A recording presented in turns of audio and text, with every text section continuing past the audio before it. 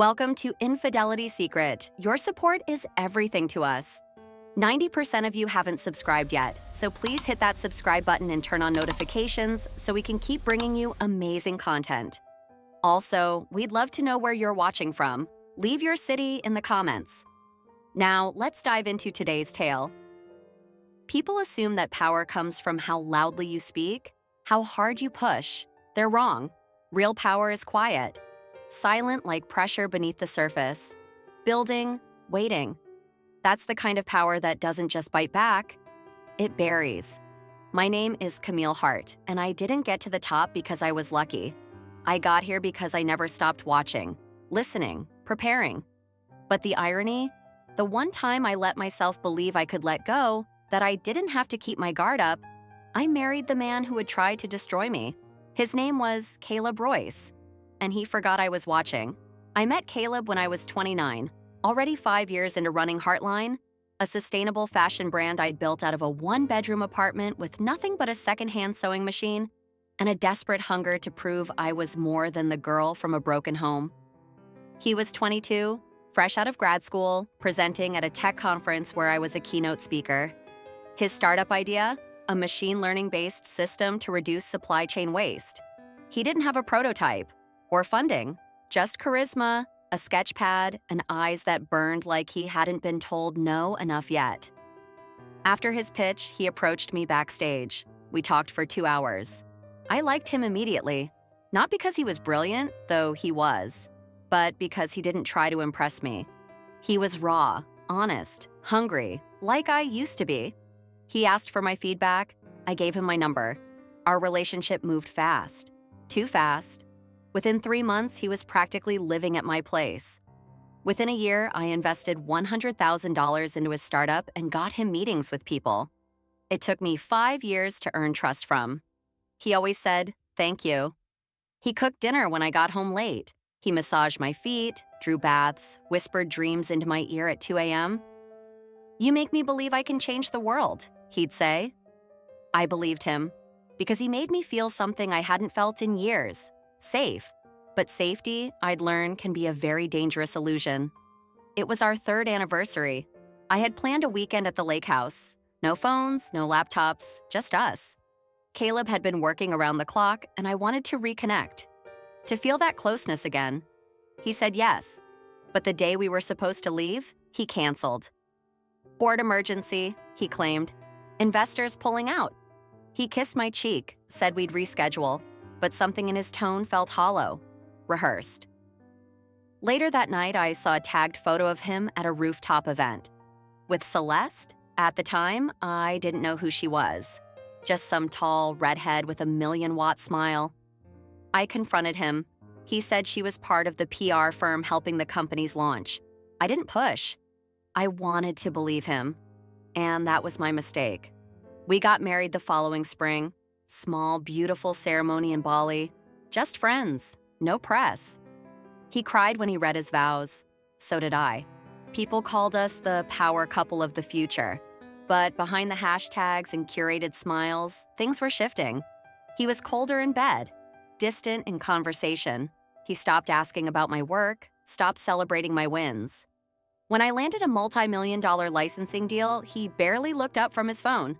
"Sorry, babe, just buried in code."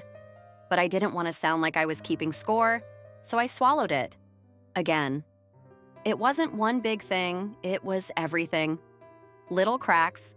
He started locking his phone, kept the screen turned away, deleted call logs, said it was for privacy, for the company's protection. I told myself I was paranoid, that I was projecting stress. But then came the first anonymous text. "Ask your husband who Celeste is." The text came late on a Thursday night. "Ask your husband who Celeste is." No name, no explanation. Just that. I stared at the message in the dark, the glow of the screen reflecting off my bare fingers. No rings, no polish, just raw skin from nervously biting at the edges. Caleb was in the next room.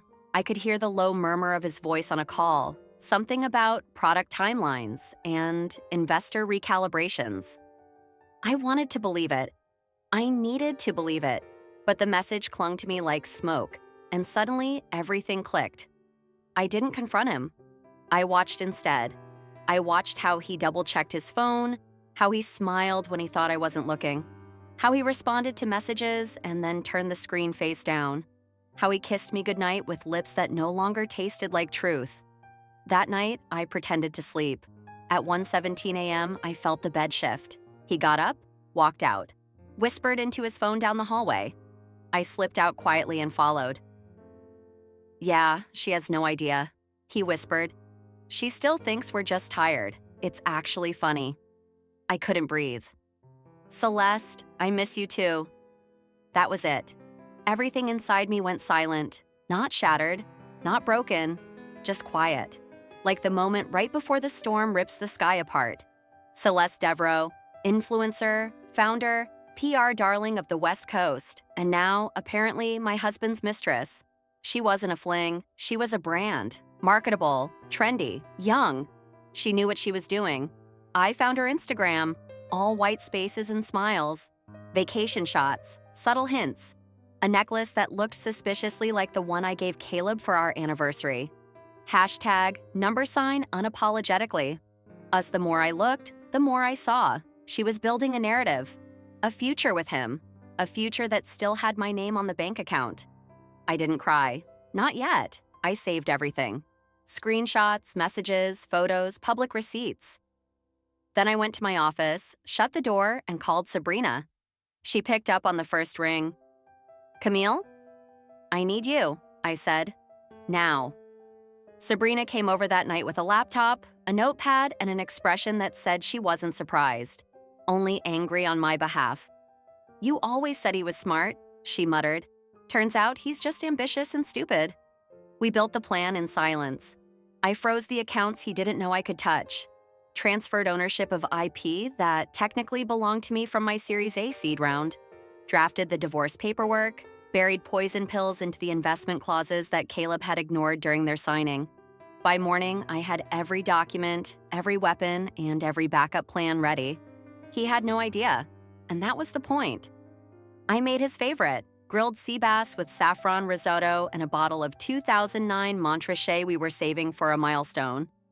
He walked in late, smelled the air. "Wow, what's the occasion?" I smiled. "Just felt like celebrating." He sat, loosened his tie, poured the wine. We talked like normal, laughed like we hadn't drifted. He didn't notice the recording device under the napkin, or the clause-voiding document already signed on his behalf with my power of attorney. He thought he was ahead.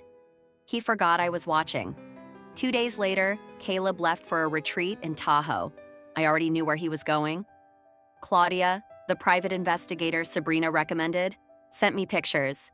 Celeste and Caleb, at the same cabin we once celebrated our engagement.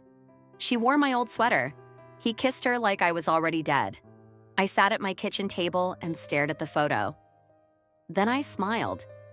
"You just buried yourself, sweetheart." It wasn't just betrayal, it was strategy.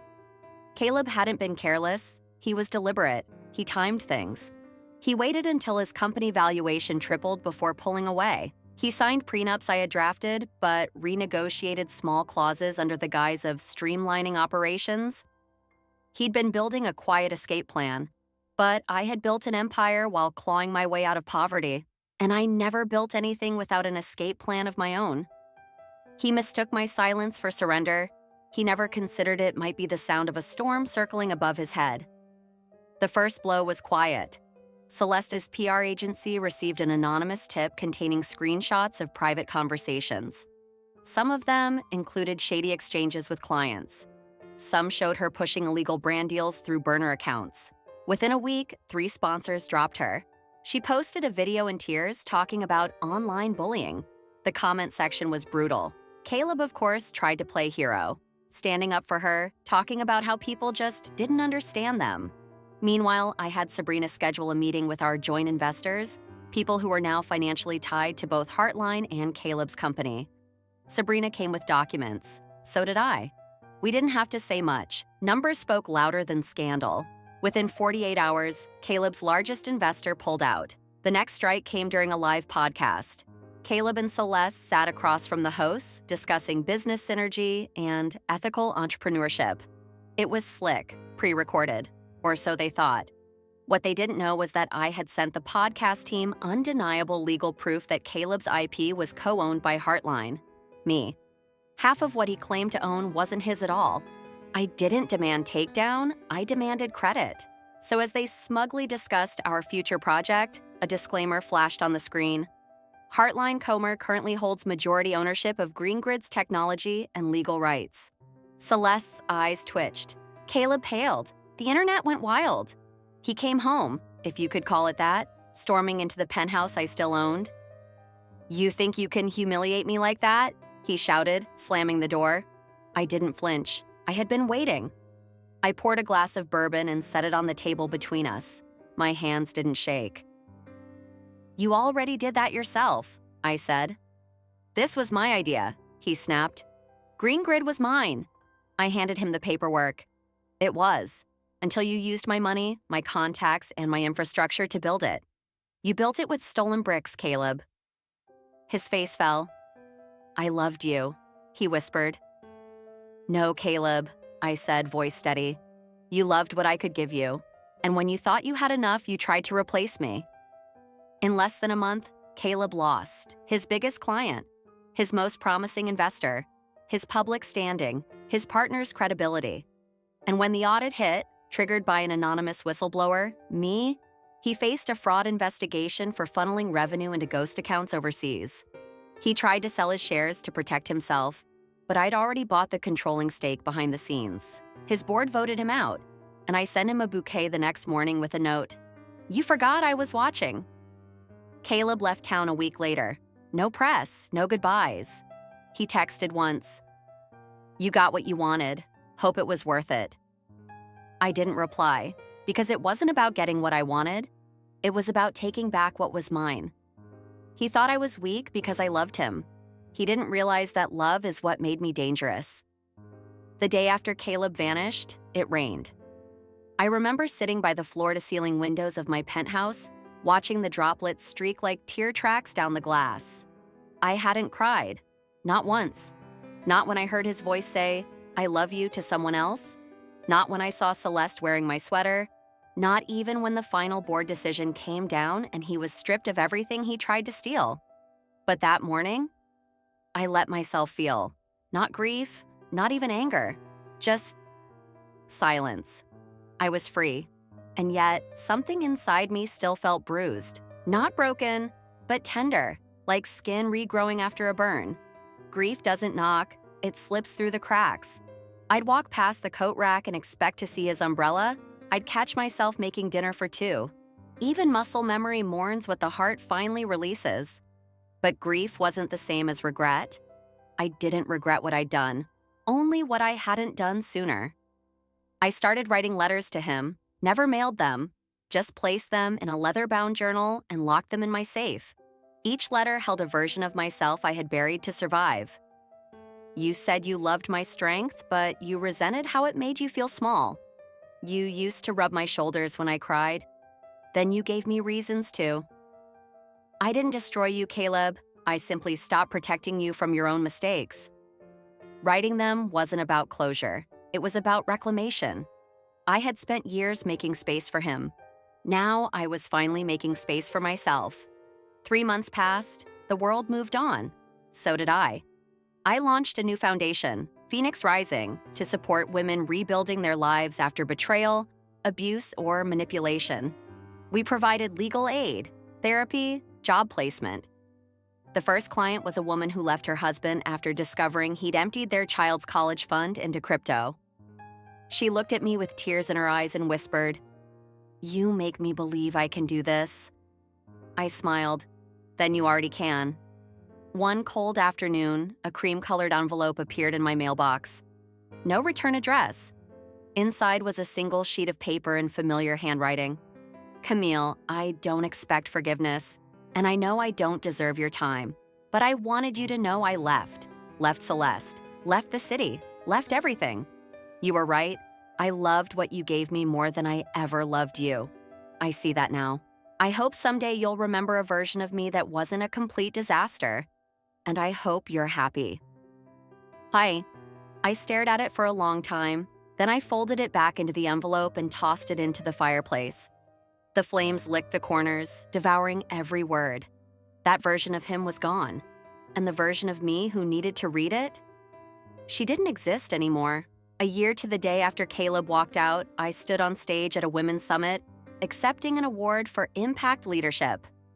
I wore red, not because it was bold, but because it was the color I wore the night I met Caleb. This time, I chose it for me. They asked what advice I'd give to anyone facing betrayal. I leaned into the mic, smiled, and said, "Don't just rebuild, reclaim. And never forget, some people watch you rise so they know where to aim. Make sure they miss." I never looked for him again, never needed to. He became a footnote in a chapter he once thought he'd author. Now, when I walk past our old coffee shop, the doorman nods with respect, not pity. When I climb into my car, I no longer check the passenger seat. There's no shadow beside me, only light ahead. He forgot I was watching, but I never forgot who I was.